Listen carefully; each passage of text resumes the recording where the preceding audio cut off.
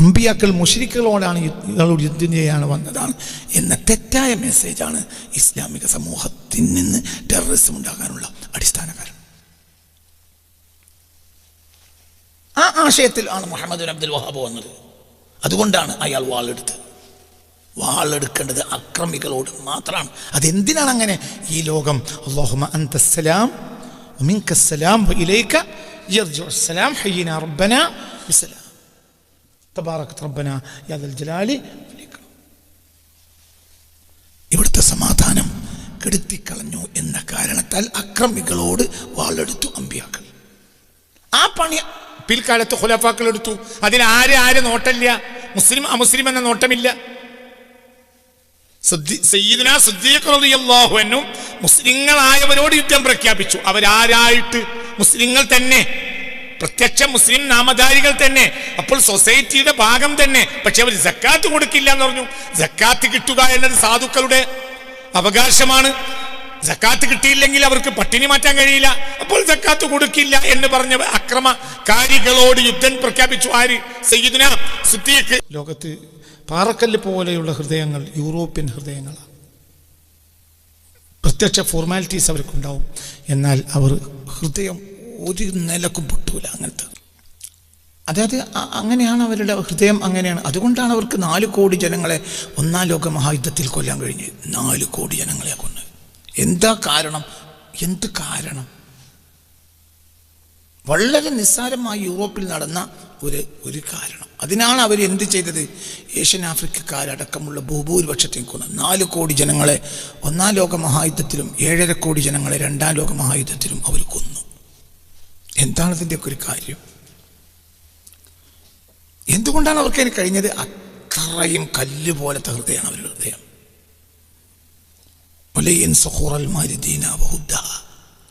അതേത് കാലഘട്ടത്തിൽ അങ്ങനെ ആയിരിക്കുകയും ചെയ്യും. ലോകത്തെ ഏത് കാലത്തും ചൂഷണം ചെയ്തത് അവരാണ്. ലോകത്തെ പട്ടിണിയുടെ ഏത് കാലത്തും മനുഷ്യരാശിയിൽ പട്ടിണി ഉണ്ടായിട്ടുണ്ടെങ്കിൽ വിഭവങ്ങളെ ചൂഷണം ചെയ്യുന്നത് അവരാണ്, പട്ടിണി ഉണ്ടാക്കുന്നതും അവരാണ്. ലോകത്ത് ഒരു കാലത്തും കയറ്റുമതിയിലും ഇറക്കുമതിയിലും വ്യത്യാസം വരുന്നു. അതായത് ലോകത്തെ ഏറ്റവും കൂടുതൽ വിഭവങ്ങൾ ഇറക്കുമതി ചെയ്യുന്ന രാജ്യം, ലോകത്ത് കയറ്റുമതി കുറവായ രാജ്യം അമേരിക്കയാണ്. അപ്പോൾ അമേരിക്കയെ സംബന്ധിച്ചിടത്തോളം അമേരിക്കയിൽ സാമ്പത്തികമായ തകർച്ചയും അമേരിക്കയെ സംബന്ധിച്ചിടത്തോളം അവർക്കുണ്ടാകേണ്ടത് ദാരിദ്ര്യമാണ്. എന്നാൽ ലോകത്തെ ഏറ്റവും സമ്പന്ന രാജ്യങ്ങളെപ്പോലെ നിൽക്കുന്ന രാജ്യവും അമേരിക്ക. എന്താണ് ഇതിൻ്റെ മാജിക്? മനസ്സിലായില്ല. ലോകത്തെ ഏറ്റവും കൂടുതൽ വിഭവങ്ങൾ കയറ്റുമതി ചെയ്യുന്ന രാജ്യങ്ങൾ ലോകത്തെ ഏറ്റവും പട്ടിണി രാജ്യങ്ങളാണ്. ഏറ്റവും കൂടുതൽ വിഭവങ്ങൾ കയറ്റുമതി ചെയ്യുന്ന രാജ്യങ്ങൾ ആഫ്രിക്കൻ രാജ്യങ്ങളാണ്. ഏഷ്യൻ രാജ്യങ്ങൾ തന്നെ കീഴെയുള്ള രാജ്യങ്ങൾ, ഉദാഹരണം ബംഗ്ലാദേശ് പോലെയുള്ള ഏഷ്യൻ രാജ്യങ്ങൾ. പിന്നെ ആഫ്രിക്കൻ രാജ്യങ്ങൾ കയറ്റുമതി വളരെ കുറഞ്ഞ രാജ്യങ്ങൾ. അല്ല, കയറ്റുമതി വളരെ കൂടുതലാണ്, ഇറക്കുമതി വളരെ കുറവാണ്. എന്നിട്ടും ആ രാജ്യങ്ങൾ ദരിദ്ര രാജ്യങ്ങളാണ്.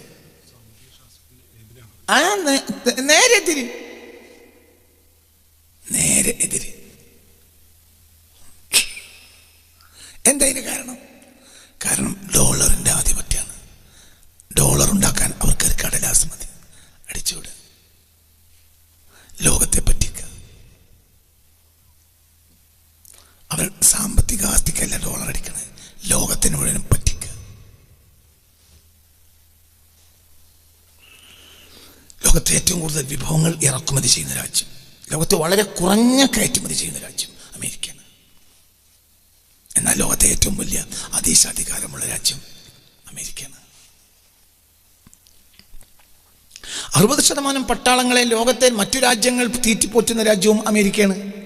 അമേരിക്കയുടെ 60% പട്ടാളങ്ങളെ മറ്റു രാജ്യങ്ങളാണ് തീറ്റിപ്പോറ്റുന്നത്. അതൊക്കെ ചെയ്യിപ്പിക്കാൻ ലോകരാജ്യങ്ങളെ കൊണ്ട്. ഒരു കടലാസിൻ്റെ വിലയാണ് ഡോളറിൻ്റെ വില. എന്നാൽ അമേരിക്കയിൽ അതൊരു കടലാസിന് വിലയാണ്. അതേസമയത്ത് അത് ലോകരാജ്യങ്ങളിൽ എത്തുമ്പോൾ ഇപ്പോൾ ഇന്ത്യയിൽ 92 ആണെന്ന് തോന്നുന്നു ഇപ്പോൾ നിലവിൽ. എത്ര? 83. ഓക്കെ, ഡോളറിൻ്റെ വില. അത് 10-25 പൈസയുള്ള കടലാസാണ്, അത്രയേ ഉള്ളൂ, യാതൊരു അതോറിറ്റിയില്ല.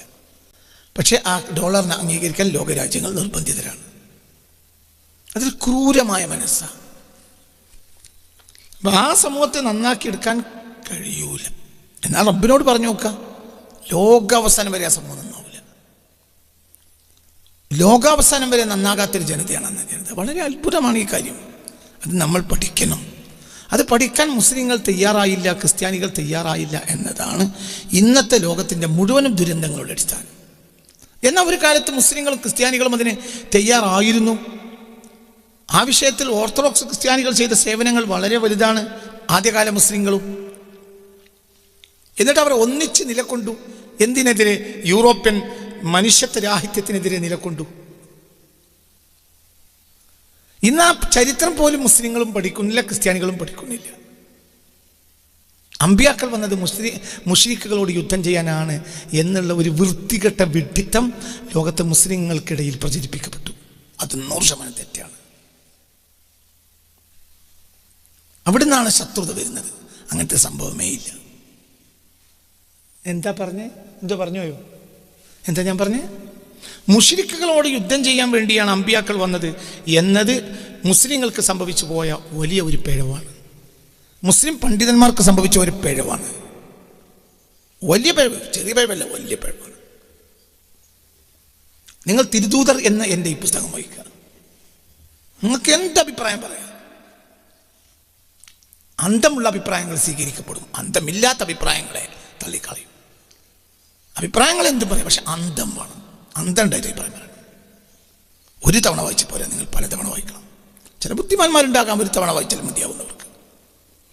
അവർ ചെവി മുളച്ചിട്ട് ആദ്യം കേൾക്കുന്ന വിവരങ്ങൾ പോലും ആ പുസ്തകത്തിലുണ്ട്. അതൊരു നിയോഗം പോലെ എഴുതിയ പുസ്തകവുമാണ്. ഇനി അതിനേക്കാൾ ഉഷാറുള്ള പുസ്തകം ഞാൻ എഴുതൂലെന്നൊന്നുമില്ല, ഇൻഷാ അല്ലാഹ് റബ്ബിൻ്റെ സഹായത്താൽ. പക്ഷെ ആ പുസ്തകം ഒരു നിയോഗമാണ്.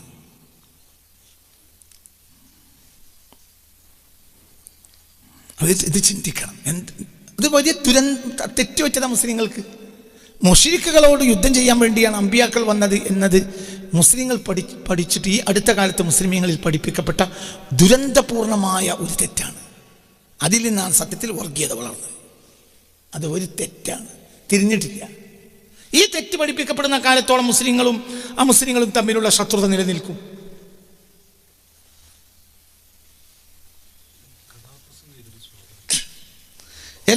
എല്ലാം ഞാൻ ഒരു വസ്തുത പറയാൻ പോകും. ഇനിയൊരു വസ്തുത പറയുന്നത്, അമ്പിയാക്കൾ യുദ്ധം ചെയ്തിട്ടുണ്ടെങ്കിൽ യുദ്ധം ചെയ്തത് മുശ്രിക്കുകളോടല്ല, പകരം അക്രമകാരികളോടാണ്. അതിൽ മുസ്ലിം എന്നോ മുശ്രിക് എന്നോ വ്യത്യാസവും ഇല്ല. എന്താ നിങ്ങൾ മനസ്സിലാക്കാത്തത്? മുശ്രിക്കുകളായിക്കൊണ്ട് തന്നെ അമ്പിയാക്കൾ അഭയം കൊടുത്തു. മുശ്രിക്കുകളായിക്കൊണ്ട് തന്നെ അഭയം കൊടുത്തു. ബഹുദൈവ വിശ്വാസികൾക്ക് അഭയം കൊടുത്തു ആര്? അമ്പിയാക്കൾ.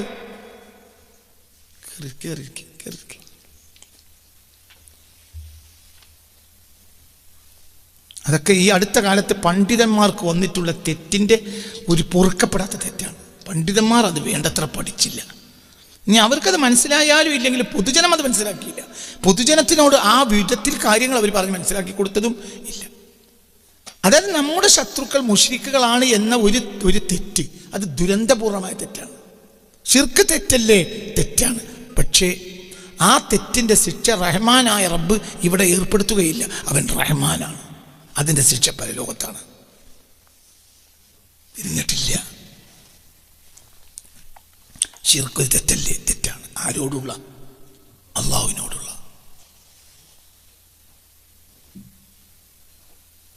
അതാണ് മനസ്സിലാക്കേണ്ടത്.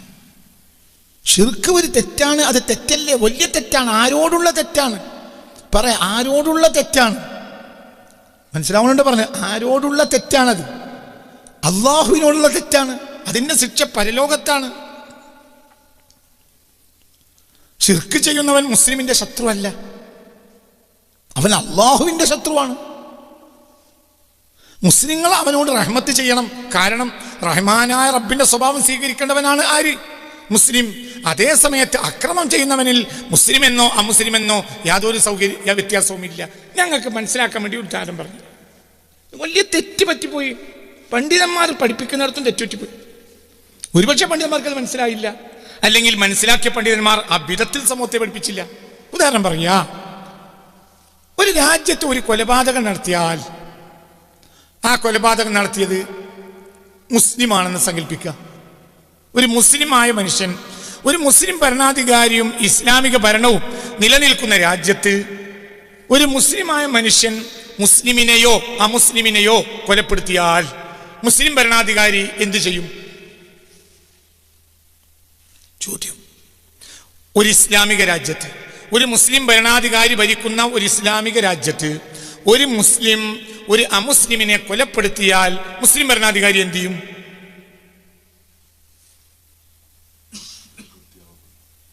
കൊലപ്പെടുത്തിയ ആളുടെ മേൽ ശിക്ഷ നടപ്പിലാക്കും. ആണോ അല്ലേ? ആണോ അല്ലേ? ചോദ്യം. നിങ്ങൾക്ക് പറഞ്ഞത് മനസ്സിലായില്ലേ? ഒന്നും കൂടി പറയാ.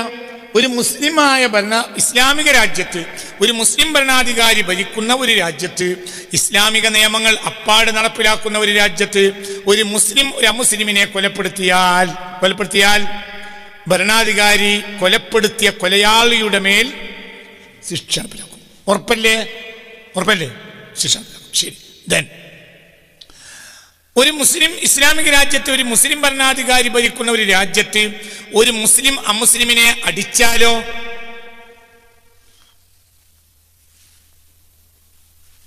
പറഞ്ഞാളി. ഇതിൽ നിന്ന് ആലോചിക്കാൻ ഞങ്ങളെ പറ്റിക്കല്ല. നിങ്ങൾ പേടിക്കണം. നിങ്ങൾ നോർമലായി പഠിച്ച തന്നെ പറഞ്ഞാൽ മതി.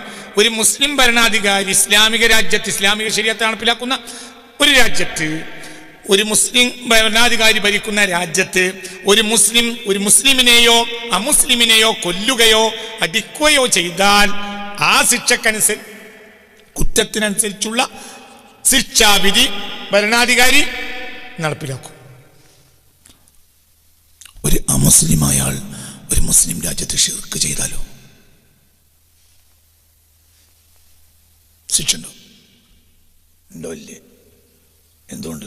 ഷിർക്ക് ചെയ്തവൻ അക്രമിയല്ല. അക്രമമല്ലേ? അത് അല്ലാഹുവിനോടാണ്, പരലോകത്താണ്. ഒരു സംഘം മുശ്രിക്കുകൾ ഭരണാധികാരിയെ മുഖം കാണിച്ചു. ഞങ്ങൾക്ക് ചില ദൈവങ്ങളുണ്ട്, 360 ദൈവങ്ങളുണ്ട്. ആ ദൈവങ്ങളെ വെച്ച് ആരാധിക്കാൻ ഒരു സൗകര്യം ഏർപ്പെടുത്തി തരണമെന്ന് പറഞ്ഞാൽ അന്ന് ഓർഡർ ഇടണം. ഏറ്റവും വേഗതയിൽ അവർക്കത് ചെയ്തു കൊടുക്കണം. ഷിർക്ക് ദുൽമാണോ? അല്ലേ? ദുൽമാണ്. ആരോടല്ല? ഈ ലോകത്തുള്ള ദുൽമല്ല. അത് ആരോടാണ്? അല്ലാഹുവിനോടാണ്.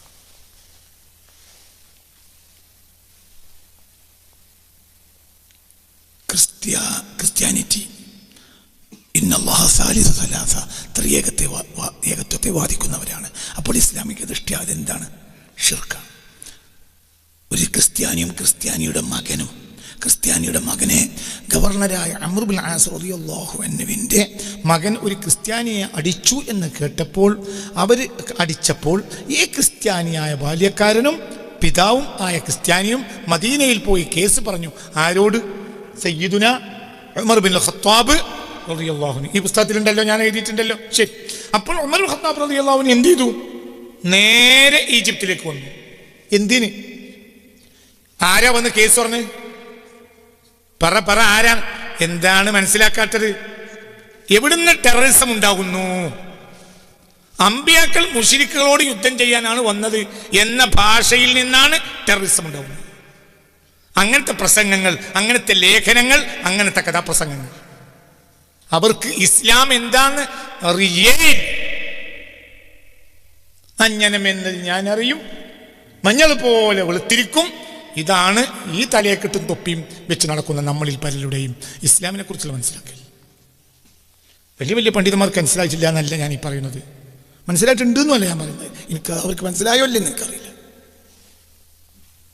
ഞാനൊരു സത്യം പറയാണ്, അമ്പിയാക്കൾ മുശ്രിക്കുകളോടാണ് യുദ്ധം ചെയ്യാൻ വന്നതാണ് എന്ന തെറ്റായ മെസ്സേജാണ് ഇസ്ലാമിക സമൂഹത്തിൽ നിന്ന് ടെററിസം ഉണ്ടാകാനുള്ള അടിസ്ഥാന കാരണം. ആ ആശയത്തിൽ ആണ് മുഹമ്മദ് ബിൻ അബ്ദുൽ വഹാബ് വന്നത്. അതുകൊണ്ടാണ് അയാൾ വാളെടുക്കേണ്ടത് അക്രമികളോട് മാത്രമാണ്. അതെന്തിനാണ് അങ്ങനെ? ഈ ലോകം അല്ലാഹുമ്മ അൻതസ്സലാം വമിൻകസ്സലാം വഇലൈക യർജിഉസ്സലാം ഹയ്യിനാ റബ്ബനാ ബിസ്സലാം തബാറക റബ്ബനാ യാ ദൽ ജലാലി വൽ ഇക്റാം. ഇവിടുത്തെ സമാധാനം കെടുത്തിക്കളഞ്ഞു എന്ന കാരണത്താൽ അക്രമികളോട് വാളെടുത്തു അമ്പിയാക്കൾ. ആ പണി പിൽക്കാലത്ത് ഖുലഫാക്കൾ എടുത്തു. അതിന് ആരെ നോട്ടമില്ല, മുസ്ലിം അമുസ്ലിം എന്ന നോട്ടമില്ല. സയ്യിദുനാ സിദ്ദീഖ് റളിയല്ലാഹു അൻഹു മുസ്ലിങ്ങളായവരോട് യുദ്ധം പ്രഖ്യാപിച്ചു. അവരാരായിട്ട്? മുസ്ലിങ്ങൾ തന്നെ, പ്രത്യക്ഷ മുസ്ലിം നാമധാരികൾ തന്നെ. അപ്പോൾ സൊസൈറ്റിയുടെ ഭാഗം തന്നെ. പക്ഷെ അവർ സക്കാത്ത് കൊടുക്കില്ല എന്ന് പറഞ്ഞു. സക്കാത്ത് കിട്ടുക എന്നത് സാധുക്കളുടെ അവകാശമാണ്. സക്കാത്ത് കിട്ടിയില്ലെങ്കിൽ അവർക്ക് പട്ടിണി മാറ്റാൻ കഴിയില്ല. അപ്പോൾ സക്കാത്ത് കൊടുക്കില്ല എന്ന് പറഞ്ഞ അക്രമകാരികളോട് യുദ്ധം പ്രഖ്യാപിച്ചു. ആര്? സയ്യിദുനാ സിദ്ദീഖ്. അവരാരായിട്ടും പ്രത്യക്ഷ പറകുട്ടി പ്രത്യക്ഷ മുസ്ലിങ്ങളായിട്ടും. ഇതവരെവിടുന്ന് പഠിച്ചു? ഹബീബായ നബിയിൽ നിന്ന്. അതേ നബിയോ മദീനയിൽ വന്നപ്പോൾ എല്ലാ മുശ്രിക്കായ ഗോത്രങ്ങൾക്കും സമാധാനം വാഗ്ദത്തം ചെയ്തു. നിങ്ങളെ ഞങ്ങൾ ബുദ്ധിമുട്ടിക്കില്ല, നിങ്ങൾ ഞങ്ങളെയും ബുദ്ധിമുട്ടിക്കരുത്, നമുക്ക് സമാധാനമായി ഇവിടെ കഴിയാം. അവരാരായിട്ട്? മുശ്രിക്കുകളായിട്ട്. മുശ്രിക്കുകൾക്ക് അഭയം കൊടുത്തു, മുസ്ലിങ്ങളോട് യുദ്ധം ചെയ്തു. ഇതേ യുദ്ധം ഉമർ ഇബ്നുൽ ഖത്താബ് ചെയ്തു റളിയല്ലാഹു അൻഹു. സയ്യിദുനാ അലിയുൽ മുർത്തള അവസാനത്തെ ഖലീഫയെ അറിയപ്പെട്ടത് തന്നെ ആരുടെ മേൽ യുദ്ധം ചെയ്തവരായിട്ടാണ്? അവസാനത്തെ ഖലീഫ ആരാ? 4ാം ഖലീഫ ആരാ? സയ്യിദുനാ അലിയുൽ മുർത്തള. അലി റളിയല്ലാഹു അൻഹു ഇതിന്റെ 99% യുദ്ധമാർക്കെതിരെയാണ്. എവിടെ ഞങ്ങളൊക്കെ കയറി വരുന്നത്? അലി റളിയല്ലാഹുവിന്റെ 99% യുദ്ധമാർക്കെതിരെ, മുസ്ലിങ്ങൾക്കെതിരെ. അവരാരായി? അക്രമികളായ മുസ്ലിങ്ങൾക്കെതിരെയാണ് യുദ്ധം ചെയ്തത്. ആര്? സയ്യിദുനാ അലി. അപ്പോൾ യുദ്ധം ചെയ്യുന്നിടത്ത് മുസ്ലിം അമുസ്ലിം എന്നതല്ല പരിഗണന, പിന്നെന്താണ്? അക്രമി സമാധാനി. ഇവിടെ വ്യത്യാസം. ബദർ യുദ്ധം പോലും മുശ്രിക്കുകളോടല്ല, ആരോടാണ്? അക്രമികളോടാണ്. നമ്മൾ മക്കയിലെ ദൈവ വിശ്വാസികൾ ഇങ്ങനെ ഈ പാട്ട് പഠിച്ചു പോന്നു. ബുക്ക് എഴുതിയൊരുക്കും മനസ്സിലായില്ല, ബുക്ക് എഴുതിയവരും പഠിച്ചില്ല. നിങ്ങൾക്ക് മനസ്സിലായോ? ഇല്ലെങ്കിൽ ഒന്നും പറയാം. പറഞ്ഞത് മനസ്സിലായി? ഇത് വളരെ ചിന്തിക്കണം കുട്ടികളെ. മുശ്രിക്കുകളോട് യുദ്ധം ചെയ്യൽ അമ്പിയാക്കളുടെ രീതിയുമല്ല, ലക്ഷ്യവുമല്ല. ശിർക്ക് തെറ്റല്ലേ? തെറ്റാണ്. ആരോട്? അല്ലാഹുവിനോട്. അത് അല്ലാഹു തീരുമാനിക്കും.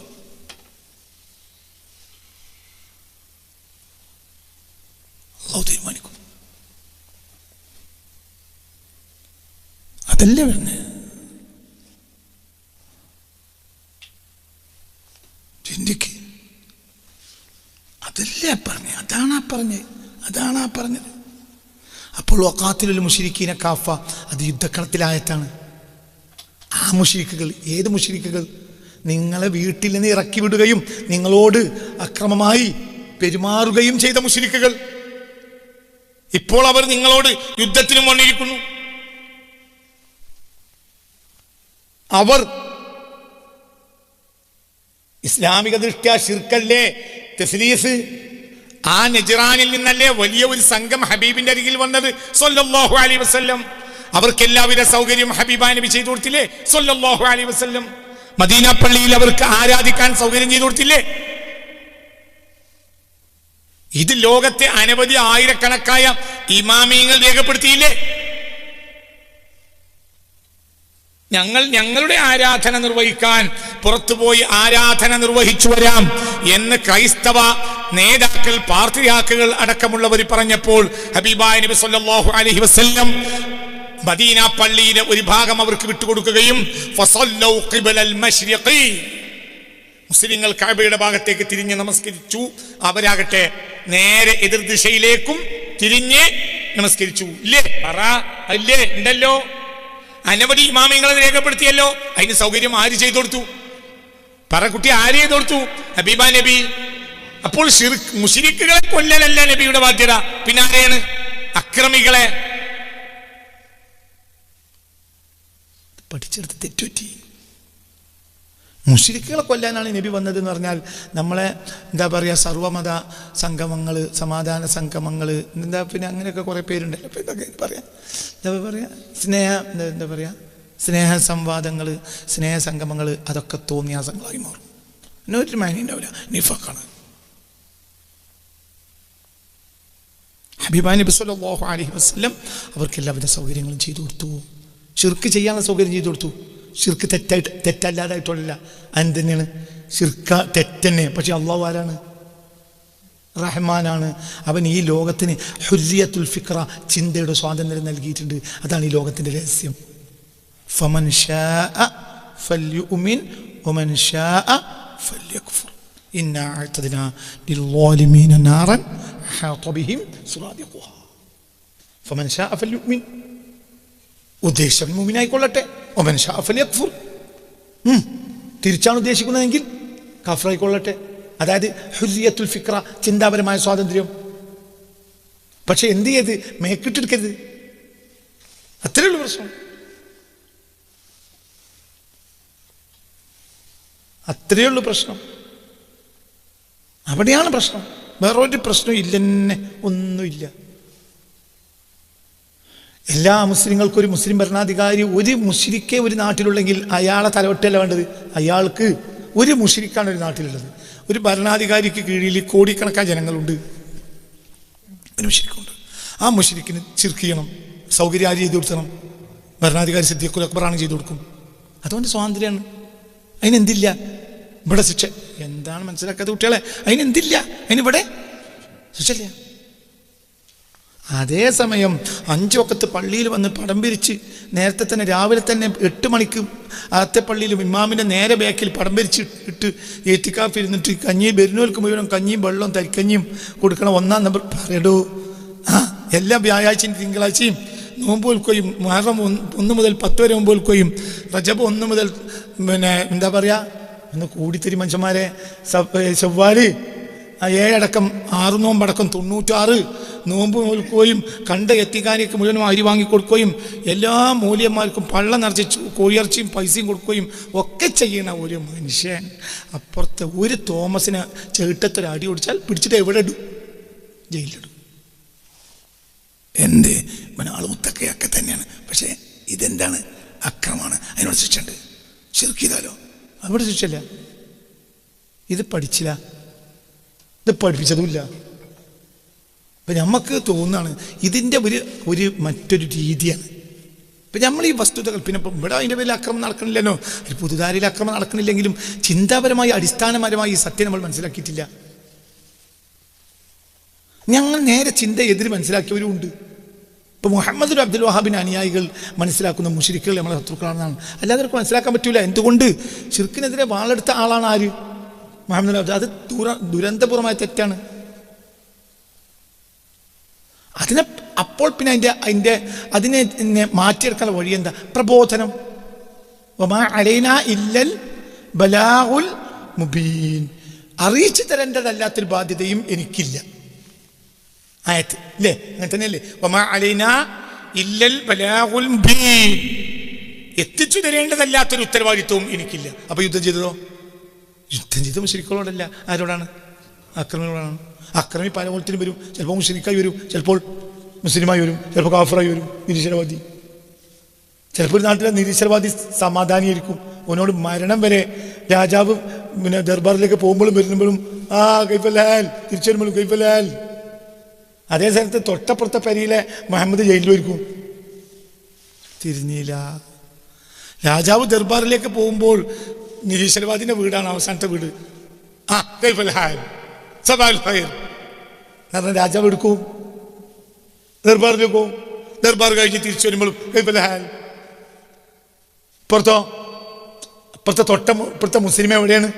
5 വക്ത് നിസ്കരിക്കണോ? ഓനെവിടെയാ? ജയിലില്ല. എന്താ കാരണം? ഓനപ്പുറത്തൊരു ഹിന്ദുവിനെ അടിച്ചു. നടക്കൂല, അക്രമം നടക്കൂല. ഇവനോടോ ഒരു ദിവസം ഈ ഇവനെ കാണാനില്ലാതെയായാൽ രാജാവ് ദർബാറിലേക്ക് പോകാൻ വരുന്ന നോക്കുമ്പോൾ രാവിലെ ഇവനെ കാണാനില്ല. എല്ലാ ദിവസവും രാവിലെ കാണണേ ഈ നിരീശ്വരവാദിനെ കാണാനില്ല. അപ്പോൾ അന്വേഷിച്ചു, എന്തേ അവന് പറ്റി?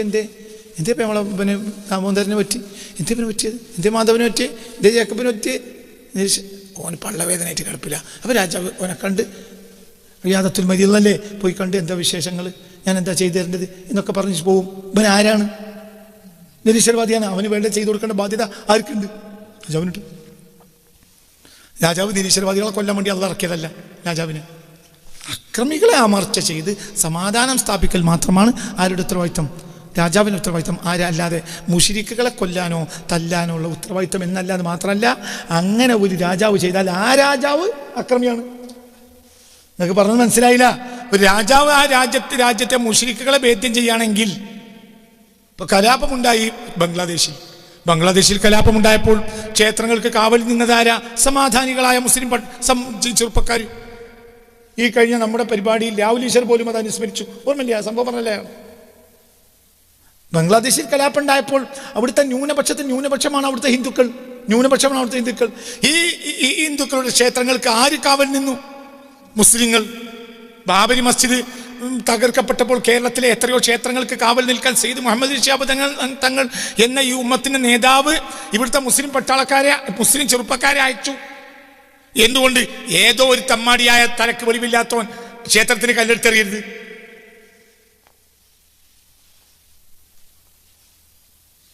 ക്ഷേത്രത്തിന്റെ പടിപ്പുരവാതിൽ ഏതോ കൊള്ള അക്രമി മോശപ്പെട്ടവൻ അവൻ ആരാണെന്ന് ഇപ്പോഴും തീരുമാനിച്ചിട്ടില്ല. മുസ്ലിമാണെന്ന് ഉറപ്പൊന്നുമില്ല. മുസ്ലിമാവും ആവാ, ആരും ആവാ. മുസ്ലിമാകാം, ഒരു കള്ളുടിയനാവാ, തലക്ക് വെളിവില്ലാത്ത പ്രാന്തനാകാം. ആരോ എന്താ പറയാ, തളിക്ഷേത്രത്തിന് അങ്ങാടിപ്പുറത്തെ തളിക്ഷേത്രത്തിന്റെ അതായത് പുറംവാതിൽ അല്ലേ ഗോപുരവാതിലിന് തീ വെച്ചു. ആ വാതിൽ സ്വന്തം ചെലവിലായി കൊടുത്തു. ആര്? പറയടോ ആര്? ആ വാതിൽ മുഹമ്മദ് ശിഹാബ് തങ്ങൾ സ്വന്തം ചെലവിലായി കൊടുത്തു. എന്തുകൊണ്ട്? അത് പൊട്ടീസാക്കാനല്ല, അത് ചെയ്തു കൊടുക്കേണ്ട ബാധ്യത ആർക്കുണ്ട്? മുസ്ലിമിനുണ്ട്. ഷിർക്കിന്റെ ശിക്ഷ എവിടുന്നല്ല, ഈ ലോകത്തുനിന്നല്ല.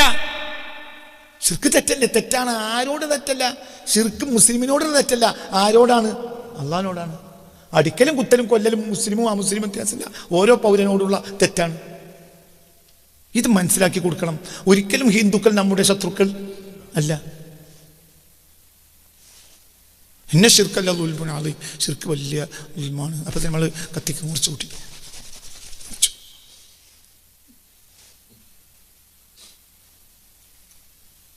ദുരന്തം, തെറ്റ്, വൻ കുറ്റം.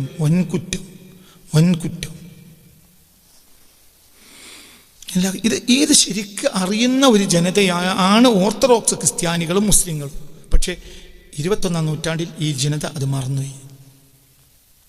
ഓർത്തഡോക്സ് ക്രിസ്ത്യാനികളും മുസ്ലിം, അതായത് സയ്യിദുനാ സിദ്ദീഖ് എന്താ അതൊക്കെ പറയുന്നത്? ഹബീബായ നബിയുടെ കാലം മുതലേ അക്രമികൾക്കെതിരെ ഉള്ള പ്രതിരോധ യുദ്ധങ്ങൾ ഹബീബായ നബി സല്ലല്ലാഹു അലൈഹി വസല്ലം നയിച്ചപ്പോൾ ആ സംഘത്തിലെല്ലാം ആരുണ്ടായിരുന്നു? മുശ്രിക്കുകളുണ്ട്. സിദ്ദീഖ് റളിയല്ലാഹുവിന്റെ പട്ടാളത്തിൽ മുശ്രിക്കുകളുണ്ട്. ഉമർ ഇബ്നു ഖത്താബ് റളിയല്ലാഹുവിന്റെ പട്ടാളത്തിൽ മുശ്രിക്കുകളുണ്ട്. ഉസ്മാൻ ഇബ്നു അഫ്ഫാൻ റളിയല്ലാഹുവിന്റെ പട്ടാളത്തിൽ മുശ്രിക്കുകളുണ്ട്. അലി റളിയല്ലാഹുവിന്റെ പട്ടാളത്തിൽ മുശ്രിക്കുകളുണ്ട്. അതായത് ഭരണാധികാരി, സമാധാനപ്രേമിയായ ഭരണാധികാരിയെ സഹായിക്കുക. അതിന് ഓർത്തഡോക്സ് ക്രിസ്ത്യാനികളും ജൂതന്മാരും വന്നു. താരിഖ് ബിൻ സിയാദ് റഹ്മത്തുള്ളാഹി അലൈഹിയുടെ നേതൃത്വത്തിൽ AD 710 സ്പെയിനിലേക്ക് മുസ്ലിങ്ങൾ വരുന്നത്. ആ പട്ടാളത്തിൽ റെജിമെന്റ് ഉണ്ട്. എന്ത്? ജൂത റെജിമെന്റ് ഉണ്ട്. അതായത് സ്പെയിനിൽ ഉള്ള ഒരു അക്രമിയായ ഭരണാധികാരിയെ നിന്ന് ഒരു പാവപ്പെട്ട പെൺകുട്ടിയെ മോചിപ്പിക്കാൻ വേണ്ടിയിട്ടാണ് ആദ്യത്തെ സൈന്യം. ഈ സൈന്യത്തിൽ ആരുണ്ട്? ജൂതന്മാരുണ്ട്, ക്രിസ്ത്യാനികളുണ്ട്. അവർ പോകുന്നത് ആർക്കെതിരെ? ഒരു ക്രിസ്ത്യാനിയായ ഭരണാധികാരിക്കെതിരെ. പക്ഷേ അയാൾ ആരാണ്? അക്രമിയാണ്. ഒരു ക്രിസ്ത്യാനിയായ ഭരണാധികാരിയോട് യുദ്ധം ചെയ്യാൻ വേണ്ടിയിട്ടാണ് ആര് പോകുന്നത്? താരിഖ് ബിൻ സിയാദിന്റെ പട്ടാളം ഈജിപ്തിൽ നിന്ന് പുറപ്പെടുന്നത്. എങ്ങോട്ട്? സ്പെയിനിലേക്ക്. ആ പട്ടാളത്തിൽ ആരുണ്ട്? ജൂത, ക്രൈസ്തവ, ഓർത്തഡോക്സുകളുണ്ട്. ഇവര് ആരോട് യുദ്ധം ചെയ്യാൻ പോണ്? ഒരു ക്രിസ്ത്യാനിയോട്. പക്ഷെ അയാൾ ആരാണ്? അക്രമിയാണ്. ഒരു പാവപ്പെട്ട പെൺകുട്ടിയെ പിടിച്ചു വെച്ച് ബലാത്സംഗം ചെയ്യുക. അപ്പൊ നീതി നടപ്പിലാക്കാൻ പോവുക. എന്തിനാണ് ഇതിനിപ്പോ പോകേണ്ട ഒരു ഉത്തരവാദിത്വം ഇവിടെ താരിഖ് ബിൻ സിയാദിനില്ല. എന്തിനാ പോയത്? ഒരു പാവപ്പെട്ട പെണ്ണിനെ റേപ്പ് ചെയ്യുക ഒരു ഭരണാധികാരി പിടിച്ചു വെച്ചിട്ട്. തൻ്റെ രാജ്യത്ത് വന്ന ആ പെൺകുട്ടിക്ക് അഭയം കൊടുക്കുകയും സംരക്ഷണം കൊടുക്കുകയും ചെയ്യേണ്ടതാണ് ഭരണാധികാരി ഉത്തരവാദിത്വം. പക്ഷെ ഭരണാധികാരി തന്നെ എന്ത് ചെയ്തു? ഈ പെൺകുട്ടിയെ പിടിച്ച് കൊട്ടാരത്തിൽ വെച്ചിട്ട് ബലാത്സംഗം ചെയ്യൽ പതിവാക്കി. അപ്പോൾ മനസ്സിലായോ പറഞ്ഞത്? അപ്പോൾ ആ പെൺകുട്ടിയെ ഈ സ്പെയിനിലെ രാജാവിൽ നിന്ന് രക്ഷപ്പെടുത്താൻ വേണ്ടി എന്ത് ചെയ്തു? അവർ നേരെ വന്ന് ക്യൂട്ടയിലെ ഈ ഒരു ഗവർണറാണ്, അയാൾ ക്രിസ്ത്യാനിയാണ്. അയാൾ നേരെ മുസ്ലിങ്ങളെടുത്ത് വന്ന് പറഞ്ഞു. മുസ്ലിങ്ങളെടുത്ത് പറഞ്ഞ് പറയാനുള്ള കാരണം എന്താ? ഇത് ക്രിസ്ത്യാനിയും തമ്മിലുള്ള പ്രശ്നമാണ്. ഇത് ക്രിസ്ത്യാനിയും തമ്മിലുള്ള പ്രശ്നമാണ്. പിന്നെ ഇയാളത് വന്ന് പറയാനുള്ള കാരണം എന്താ? മുസ്ലിങ്ങളോട് പോയി പറഞ്ഞാൽ അവരെന്ത് ചെയ്യും? നീതി നടപ്പിലാക്കും. അപ്പോൾ പിന്നെ താരിഖ് ബിൻ സിയാദിന്റെ പട്ടാളത്തെ അയച്ചു ഭരണാധികാരി. താരിഖ് ബിൻ സിയാദിന്റെ പട്ടാളം പോയപ്പോൾ എല്ലാവരും വന്നു. അതിൽ ജൂതന്മാരുണ്ട്, ആരുണ്ട്, ക്രിസ്ത്യാനികളുണ്ട്. അവരെല്ലാവരും ഒന്നിച്ചു നിന്നു യുദ്ധം ചെയ്യാൻ. ആർക്കെതിരെ? പക്ഷെ അവിടെ ക്രിസ്ത്യാനിക്കെതിരെ അല്ല യുദ്ധം ആർക്കെതിരെയാണ്? അക്രമിക്കെതിരെയാണ്. ഈ സ്ഥാനത്ത് ഒരു മുസ്ലിം ആണെങ്കിലോ എന്നാലും ഒരു യുദ്ധം ചെയ്യും. കാരണം യുദ്ധം ആർക്കെതിരെയാണ്? അവിടെയാണ് മനസ്സിലാക്കേണ്ടത് മക്കളെ, അവിടെ മനസ്സിലാക്കണം. ഇന്ന് അങ്ങനെയല്ല.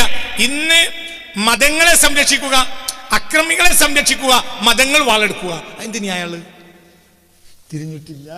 ഇന്നത്തെ പൊതു രീതി എന്ന് പറഞ്ഞാൽ മതങ്ങളെ പേരിൽ ചെയ്യുന്ന തോന്നിയാസങ്ങളെ ന്യായീകരിക്കുക, എന്നിട്ട് അക്രമികളെ സംരക്ഷിക്കുക. അത് മതമല്ല, മതത്തിനെതിരാണ്. ഇപ്പൊ മക്കത്തെ രാജാവാണെങ്കിലും അയാൾ ഒരു ഹിന്ദുവിനോട് അതിക്രമം ചെയ്താൽ ഇസ്ലാമിന്റെ ഭാഷയിൽ അയാൾ ആരാണ്? അക്രമിയാണ്. അയാളോട് യുദ്ധം ചെയ്യണം. അയാൾ മാന്യമായി മാപ്പ് പറയണം, അതിന് പ്രായശ്ചിത്തം ചെയ്യണം. ഇല്ലെങ്കിൽ അയാളെ നമ്മൾ അക്രമിയായി പ്രഖ്യാപിക്കും. അതിലൂടെ നമ്മൾ യുദ്ധം ചെയ്യണം. നമ്മൾക്ക് നടപ്പിലാക്കേണ്ടത് ശിർക്കലും തൗഹീദും അല്ല, അതൊക്കെ പ്രബോധനാണ്. അതൊക്കെ എന്തേ ഉള്ളൂ. വമാ അലൈനാ ഇല്ലൽ ബലാഗുൽ മുബീൻ. ലാ ഇക്റാഹ ഫിദ്ദീൻ. മതത്തിൽ ഒരു നിർബന്ധതയും ഇല്ല. ഒരാളെ ബലാത്കാരം ചെയ്ത് മതത്തിലേക്ക് ചേർക്കുന്ന പരിപാടി ഇല്ല. ലാ ഇക്റാഹ ഫിദ്ദീൻ. ഇതൊക്കെ മനസ്സിലാക്കണം. എതിരായി മനസ്സിലാക്കിയതാണ് പുതിയ രീതികൾ. എതിരായി മനസ്സിലാക്കിയതാണ് പുതിയ രീതികൾ. ആ രീതികളാണ് നമുക്കുള്ള ഈ ദുരന്തങ്ങളൊക്കെ ഉണ്ടാക്കിയത്. അല്ലാഹു തആല കാത്തുരക്ഷിക്കട്ടെ. അപ്പൊ ശ്രദ്ധിക്കുക.